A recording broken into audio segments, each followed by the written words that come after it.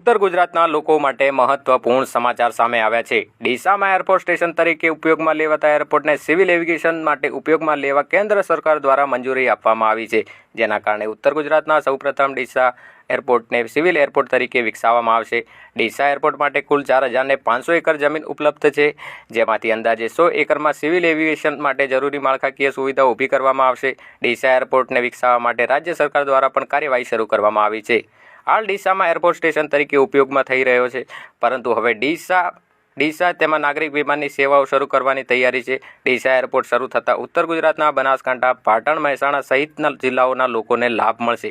ડીસાથી અમદાવાદનું અંતર 135 કિમી છે, જ્યારે ડીસાથી પાલનપુરનું અંતર 35 કિમી છે, જ્યારે પાટણનું અંતર 75 કિમી છે અને મહેસાણાનું અંતર 100 કિમી છે, જેથી ઉત્તર ગુજરાતના વેપાર, ઉદ્યોગ અને પ્રવાસન ક્ષેત્રે વિકાસ થવાની શક્યતાઓ વધી ગઈ છે। ડીસા, દાંતા, થરાદ અને ડીજી વિસ્તારના લોકો માટે લાભ છે।